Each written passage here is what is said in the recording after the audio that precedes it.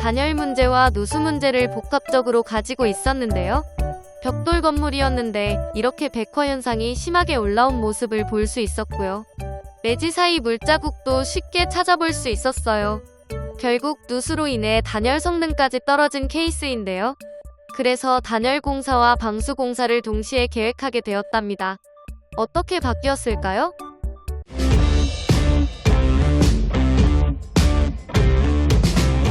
안녕하세요.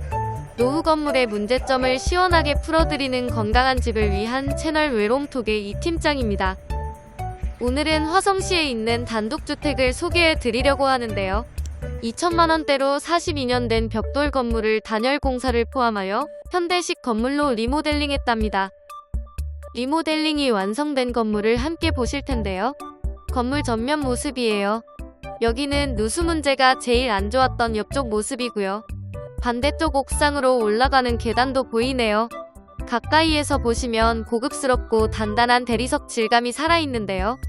굴곡진 부분들도 자연스럽게 마감이 되었어요. 건물을 처음 방문했을 때 노후된 단독주택이다 보니 단열 문제와 누수 문제를 복합적으로 가지고 있었는데요. 벽돌 건물이었는데 이렇게 백화 현상이 심하게 올라온 모습을 볼 수 있었고요. 매지 사이 물자국도 쉽게 찾아볼 수 있었어요. 결국 누수로 인해 단열 성능까지 떨어진 케이스인데요. 그래서 단열 공사와 방수 공사를 동시에 계획하게 되었답니다. 주택 건물을 지을 때 건물의 벽에 단열재가 필수로 들어가게 되는데요. 이게 누수 문제가 발생하면 단열재가 물을 머금게 돼요. 그러면 단열재가 없는 것과 다름없는 상태가 된다고 해요. 단열 성능을 높이기 위해 두꺼운 단열재를 생각하시는 분들이 많은데요. 이미 건물 안에 단열재가 포함되어 있기 때문에 50에서 70mm 정도의 단열보드만 덧대주어도 괜찮다고 해요.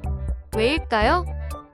단열재를 덧대고 외벽 방수 마감을 잘해서 누수를 잡는다면 기존 단열재까지 제 성능을 회복하여 따뜻한 주택으로 만들 수 있다고 해요. 단열 기능은 더욱 높이면서 비용은 절약할 수 있는 꿀팁이랍니다. 이것도 50mm 단열재를 덧대주었는데요.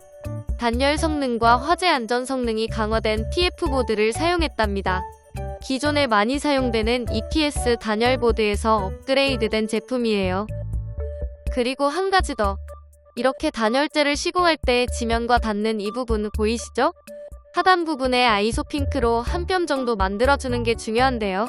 지면에서 올라오는 습기로 인해서도 단열재가 젖을 수 있는데 이를 방지하기 위해 흡수와 흡습이 일어나지 않는 아이소 핑크를 하단에 작업해주는 게 필수예요. 단열 공사하실 때는 꼭 기억해두세요. 이제 단열재 위에 세라믹 판넬 미장을 해줄 차례인데요. 세라믹 판넬 원액을 액체 상태로 건물 전체에 직접 미장해주고 있어요. 이 작업은 한 번으로 끝나는 것이 아니라 2차로 유리 섬유와 코너비드를 보강하여 마감해주고 그 위에 3차 세라믹 미장으로 보강 작업을 하는데요. 이게 굳으면서 이음새가 없는 단단한 통판넬이 만들어져서 물 샐 틈이 없답니다. 단열 공사와 방수 공사까지 마무리했다면 이제 마지막 단계로 접어들어요. 세라믹 판넬 미장이 완성된 외벽면 위에 EMC 스톤으로 마감 작업을 해주면 이렇게 고급스러운 대리석 질감으로 완성이 돼요.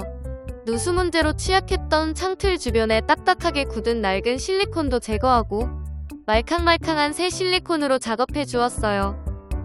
그러면 공사 전과 비교해서 보실 텐데요. 전면에서 바라본 모습이에요. 담벼락 위에 고급주택의 모습이 보이는데요. 누수가 심했던 건물 옆쪽 모습이고요. 옥상으로 올라가는 계단이 있는 반대쪽 모습이에요. 옥상은 징크 판넬로 이쁘게 꾸며주셨네요. 가까이에서 보시면 고급스러움이 더욱 잘 전달이 되는데요.